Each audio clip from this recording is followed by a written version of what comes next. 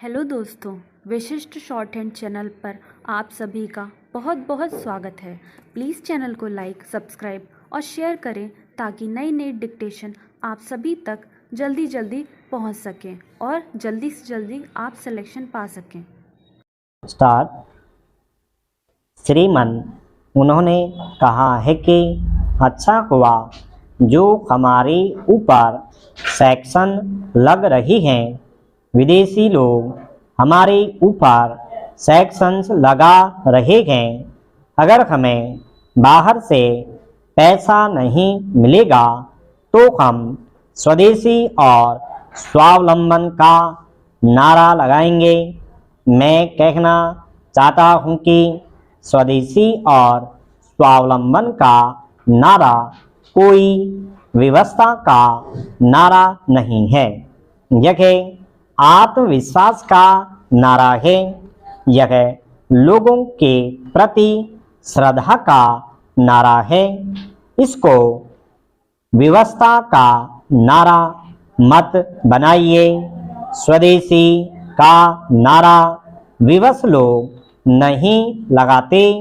स्वदेशी का नारा गांधी लगा सकता है।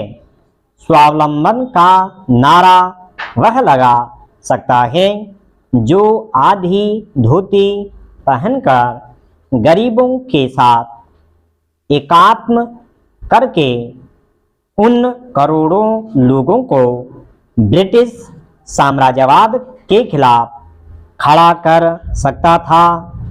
दोनों बातें नहीं चलेंगी।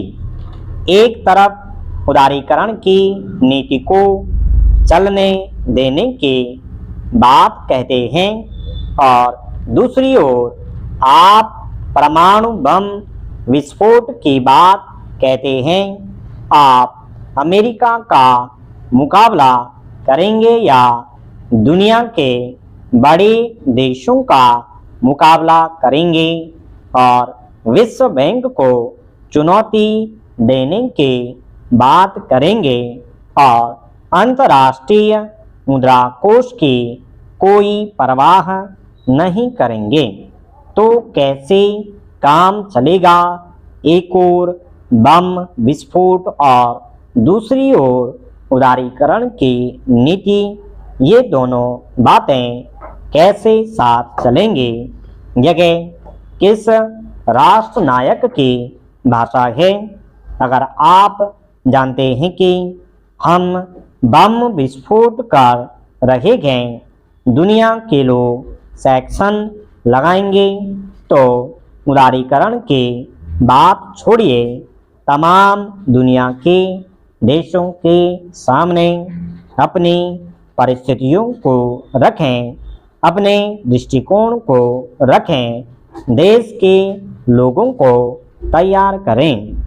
हमारे मित्र ने अभी बड़े जोरों से कहा था कि अगर परमाणु बम विस्फोट के कारण हमारे देश पर सैक्शन लगती हैं तो हम आपके समर्थन में खड़े हो जाएंगे।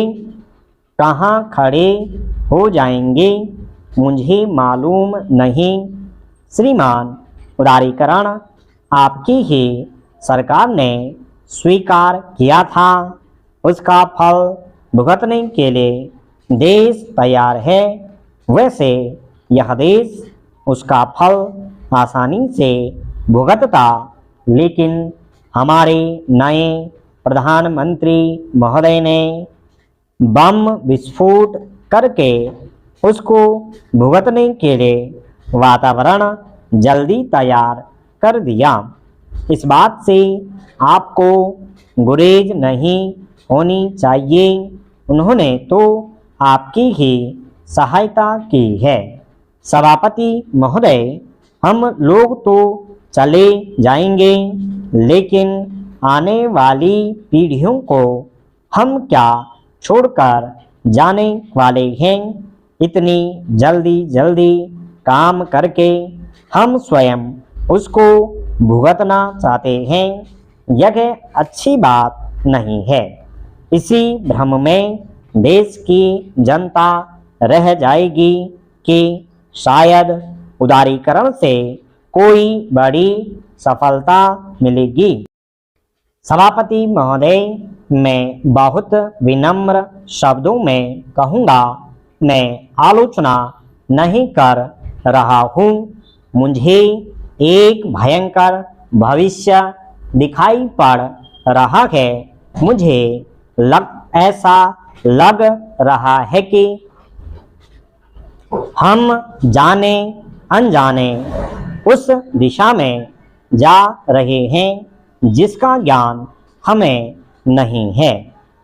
यदि हमने दुनिया के इतिहास में झांक कर देखा होता, जरा रुककर अगर हमने सोचा होता, अगर यह सोचा होता कि उन 24 वर्षों तक ये विस्फोट क्यों नहीं किए गए, तो शायद हमें उन्हीं फाइलों के पन्नों में यह मिल जाता कि विस्फोट करना आसान है, लेकिन उसके परिणाम भुगतना कोई आसान काम नहीं है। और उसकी ज़रूरत क्या है? क्या वह विस्फोट जरूरी था? क्या अर्थशास्त्र में हमको सामर्थ्य देने के लिए उसकी ज़रूरत थी? हमारे वैज्ञानिक जो कार्य कर रहे हैं उसके लिए वे बधाई के पात्र हैं, लेकिन आजकल एक और नई बात चल गई है कि केवल हमारे प्रधानमंत्री जी ही वक्तव्य नहीं देते, हमारे रक्षा मंत्री ही वक्तव्य नहीं देते, बल्कि सरकारी अधिकारी भी वक्तव्य देते हैं।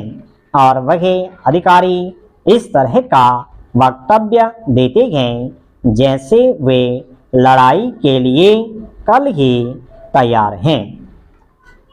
जनतंत्र में यह कैसे हो गया? हमने आडवाणी जी का भाषण अखबारों में पढ़ा कि वह राष्ट्रपति प्रणाली लागू करना चाहते हैं। पता नहीं राष्ट्रपति प्रणाली लागू कब होगी, लेकिन अटल जी ने अपने कार्यालय में राष्ट्रपति प्रणाली लागू कर दी है। सरकारी ऊंचे पद पर एक पार्टी के सदस्य को बैठाकर उन्होंने एक नई परंपरा को लागू किया है और उस सदस्य ने शपथ ली हो या न ली हो, उससे कोई फर्क नहीं पड़ता।